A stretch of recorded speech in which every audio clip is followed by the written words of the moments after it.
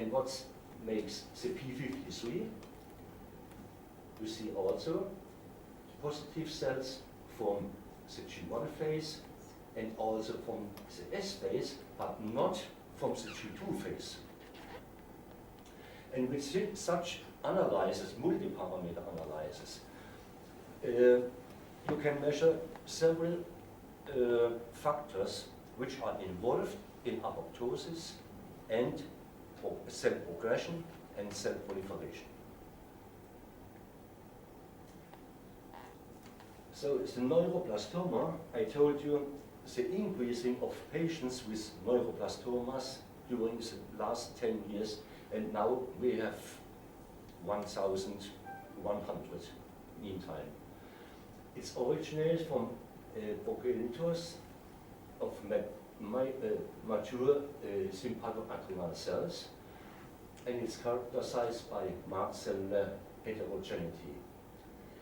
This reflects by considerable diverse clinical behaviors with at least 3 different causes, including spontaneous regression of clinical apparent neuroblastomas.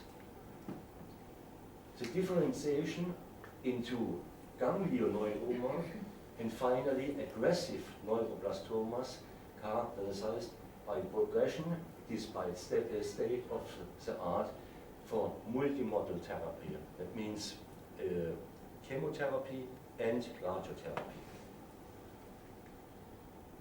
And here also examples for these neuroblastomas. It's an aneuploid with G1 phase of the diploid fraction, the G1 of the aneuploid fraction, and you see in this case a high amount of apoptotic cells in contrast to this and to this. And the first analysis from 200 neuroblastomas, we see the proliferation, diploid with a very slow proliferation, and an increasing of proliferation for the peridiploid, triploid, the aneuploid, tetraploid, and also polyclonals. And the S phases, it's a normal diploid cell fraction of neuroblastomas, and also a high increasing in the S phase. And important for this is we found several steps between the aneuploid tumors. And so we analyzed, depending on the DNA index, that means diploid, it's peridiploid, and the most important is here the triploid. So it means a DNA index of exact 1.5.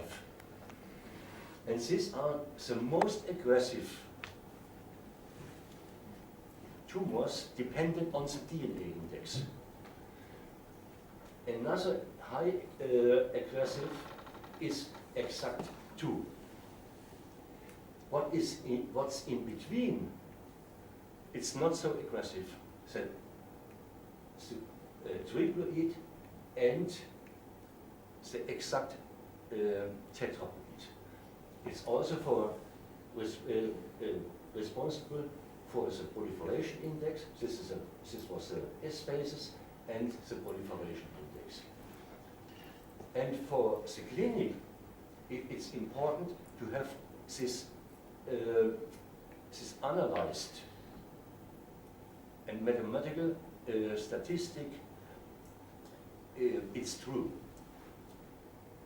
That means the triploid aggression and also the exact tetraploid. This embryonic tumor entity therefore serves a unique model for studying the underlying epigenetic mechanisms involved in the endogenous reversal of malignancy. The specific genome DNA aberrations, such as MYC-N oncogenes and its amplification, as well as deletions or gain of distinct chromosomal regions, including from chromosome 1p, chromosome 11q, and 17q, has been identified for cis neuroblastomagenesis. And this chromosome analysis corresponds with you have seen before the S phases and also the proliferation index. The glioblastomas in general have a very, very poor prognosis. The survival time is only 24 months after diagnostic. And these tumor cells growing very, very fast. And more of 70% of the analysis glioblastomas are aneuploid. It's very, very aggressive. And it's not possible for therapy.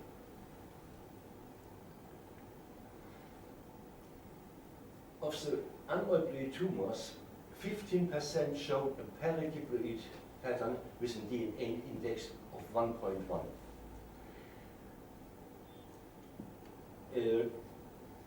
I asked myself, what's behind this DNA index of 1.1? And I make fish analysis, and I found a trisomy of chromosome 1. This is an example. You see the G1 phase of a diploid cell fraction and close together. You see the G1 phase of the aneuploid with a 1.1 DNA index. And also the G2 phase of the diploid fraction and the G2 phase of the aneuploid fraction. And this also examples for this.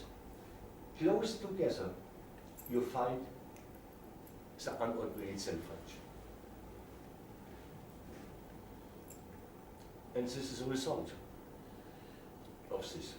You see interface nuclei with 1, 2, 3. Here also 1, 2, 3. And the chromosomes are very well marked with a fish analysis. And this is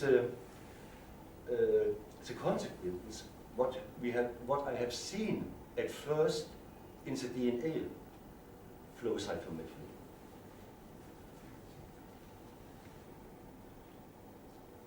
And another tumor, it's tumomas and thymic carcinomas.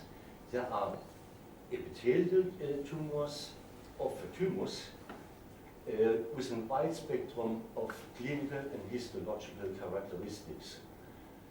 We find more than 60% are aneuploid, and the ploidy measurements correlate in some studies with the histological subtypes, and further ploidy status of the tumors correlate well with the tumor recurrence and the stage, histological stage.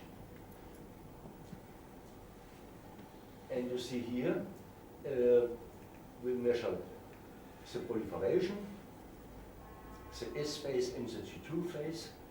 We measured PCNA, we measured cytokeratin, P53, the apoptosis as sub G1 phase, and the CD45. And very important is the amount of apoptosis is very high. Cytokeratin is also very high. the inflammation of the CD45 and what's important, P53. Look to P53. It's a very, very strong marker for these tumor entities. In general, P53 is a marker which is everywhere in each tumor and therefore important. In the year 2008, it was first time to cultivate a tumor carcinoma. It was the first time which it was possible. And myself and my colleagues, we analyzed this tumor carcinoma, and it's published in the International Journal of Cancer. This was the original tumor. The G1 phase of the diploid cell fraction and G1, GM, the S phase of the aneuploid cell fraction. The primary culture with passage 3, you see the diploid cell fraction is reduced, and the analysis of the aneuploid cell fraction, you see an increase, a very, very strong increase of the G2 phase. That means in culture, this tumor was expanded so fast. And I remember every 2 or maximum 3 days we have to split. Otherwise, the flask is completely full. But mainly the aneuploid. Sorry? Mainly the aneuploid are the ones that are multiplying. Only the aneuploid cell fraction. Yeah. And this was the analysis, the cell culture, the complete histological staining to each step, the original tumors as you see in the slide before, and we make CGA to look which parameters are involved in this tumor. This tumor carcinoma you see after passage 45, in this case now is a cell line. We see a diploid, very small diploid cells. The most are fast-growing aneuploid cells. And with a 3D analysis, see the diploid cells, but you see what's not possible here to see that are 2 cell fractions. But in the 3-dimensional, you see the first aneuploid, the second aneuploid G1, G2 of the first and the second in G2. It's DNA against the total protein measured by flow cytometry, and you see here the cell number in the 1x. But what's behind? This was behind. You see the chromosome 1 expand. So you see deletions. You see increasing of the chromosomes. And this make this polyclonal tumor by chromosomal analysis in contrast to the DNA cytometry. It looks very strong.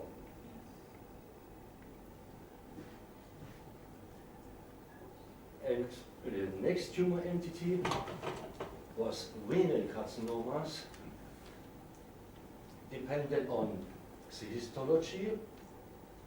Papillary carcinomas was 3. The non-papillary carcinomas, 47. Papillary carcinomas show no high aneuploid effects. But the clear cell, 70%.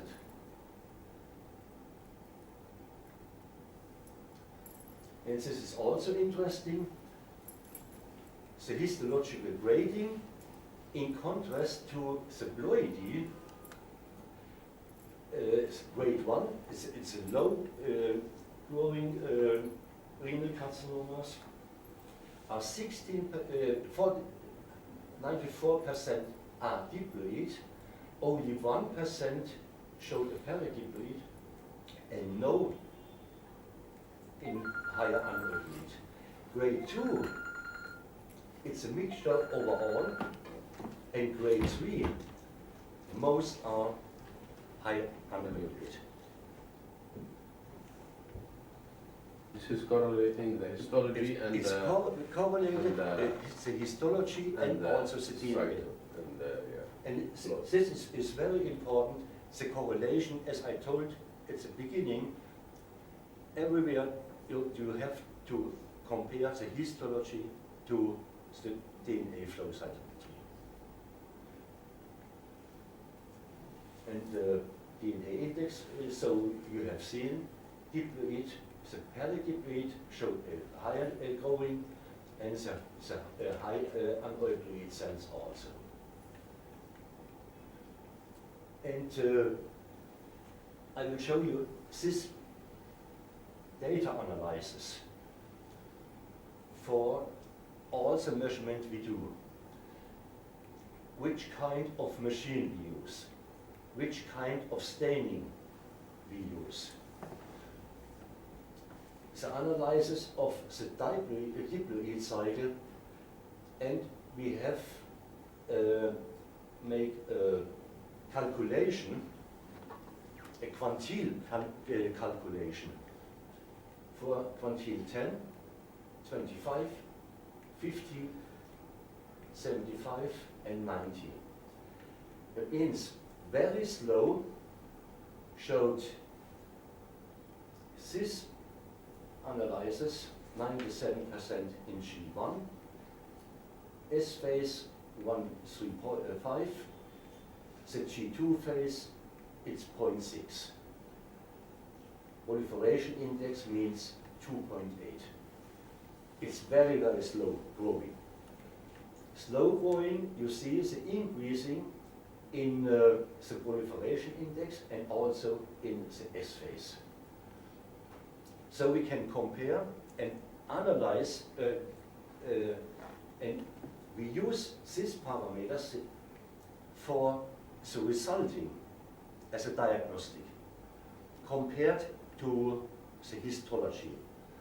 And also for the aneuploid cell cycle, you see the quantile analysis, it's much higher than in the diploid.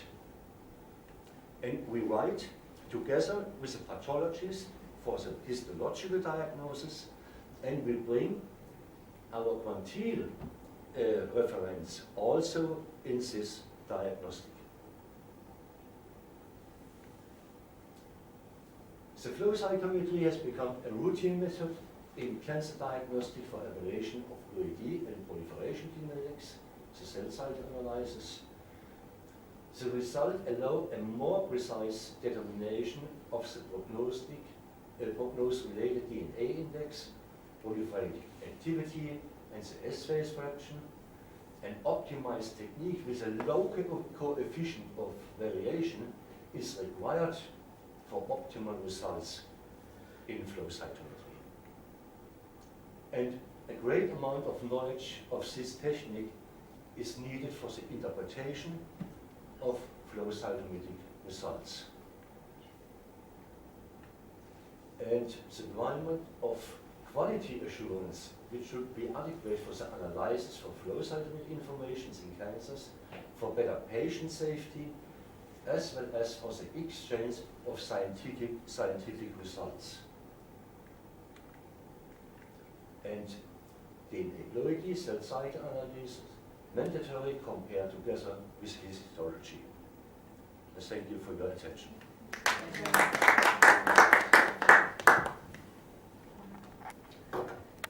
You see, the DNA flow cytometry alone, it's very difficult. But it compared with the histology, it makes very, very good and safe results. And this is a very important step. And it's used worldwide with these guidelines.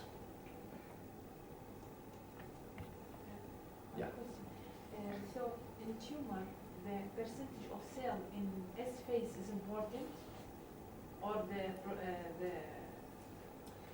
the percentage in S phase and G2 phase. Okay. And this both together makes a proliferation index. Okay. Because you cannot, it's not possible to discriminate the S phase or alone with the G2M phase. So we have to compare both factors as proliferating index. So patients who have abnormal this proliferative index would affect their prognostic or after treatment? No, at first you have to measure the original tumor. And in a lot of cases, is followed after this diagnosis, is followed a treatment with X-ray or chemotherapy or whatever. And the material is coming again, and we see a reduced proliferation index as a step from the treatment. And what we see, the apoptosis, the apoptotic fraction increase. And these are very important steps, so you can follow the effect of the treatment. And in all cases of tumor entities,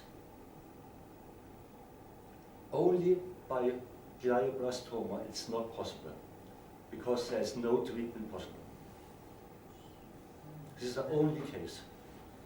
But all the other tumor entities you can follow step by step.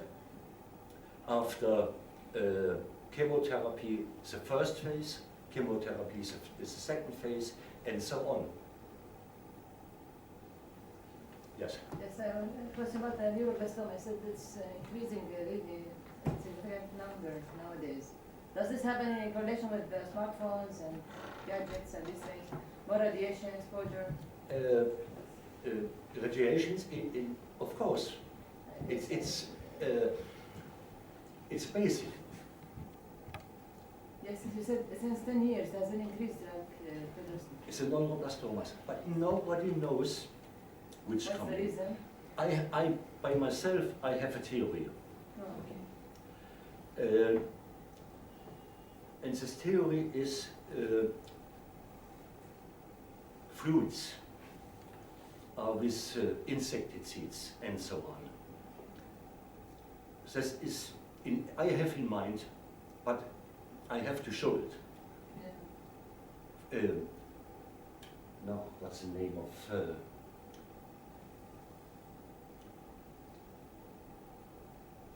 To conserve fluids, pesticides. Yes, Pesticides, Yes. it's a word. Yes, yes. And I believe the pesticides during the last 10-15 years increased worldwide. And that's the reason. But it's only my theory. Other researchers, somebody is doing something on stitching for this. Yeah.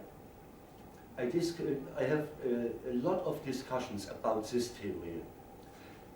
Some of my colleagues believe it also depended on the results. Other colleagues says it's not possible to measure this pesticide concentration in the food. Because it's only the surface which are. Yeah. But the surface, by eating grapes or whatever, you take it. Yeah. Yes, and half-life is really long sometimes. Yeah. And during pregnancy, the neuroblastomas, it's the mean value of the neuroblastomas, it's about 3 to 5 months for the babies. So it could be enough to involve the tumor expression in these babies.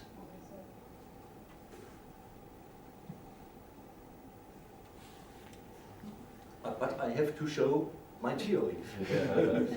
But it's really, Yeah. this is the reason it's really, it should be, you know, clear. Is it true? Or Because nowadays everybody's using it. Yeah. I remember even Bahrain, sometimes they spread like water, yeah. pesticides. Imagine they soak the floor, the ground, the gardens with the really pesticide and too much. Mhm. Yes. Yeah, I'm curious now with your flow cytometric analysis, cell cycle, and ploidy, and correlating that with the histology, working closely with the histologist, and I expect the next step is therapy. Yeah. So therapy dependent on what is being reported, depending on whether it is very aggressive or responding well to chemotherapy and so on. Do you have any data to actually show that this has, the data generated from the flow cytometry, has contributed significantly to the clinical course of Yeah. management? Yeah. It's known, but I haven't shown this because it's another lecture. Yeah. But in case next time I can show this. It's a very, very well correlation from the diagnostic to the therapy and the end result. For also these tumor entities, only without the glioblastomas. But it will be an old lecture. Yeah. So in your hospital, all tumors are sent for flow cytometry, or all the types that you analyze. Especially the breast cancer. Breast cancer, yes. Each breast cancer is coming to, Yes. for flow cytometry. Yeah. And also the neuroblastomas coming. And the renal carcinomas and the tumor carcinomas only for special interests. Okay. And blood tumors like leukemias and others. Leukemias, it's not my field. Okay. But so- they come, It's coming also, yeah. because in the Arabic word, mostly blood tumors, lymphomas and leukemias are It's more than solid it's a blood tumors. it's a blood, so-called blood tumors like leukemia. The analysis makes in the hematology because I'm focused only on solid tumors. The other interesting, was it the thymomas? You said that when you cultured them, then they shifted. That is fine. Okay, question, if you look at a patient with an advanced stage, do you see the same shift in vivo? Exact the same step. So the progression of the tumor actually is the polyploid ones are the ones that are You can aggressive and... Yeah, you can compare the cell culture results Yes, to a solid tumor. okay.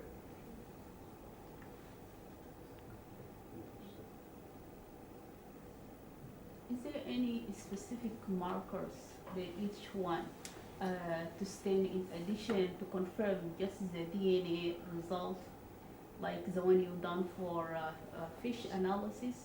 To go like the keratin one, cytokeratin, sorry, Yeah. with it, and can be more like fingerprint with each one and do it in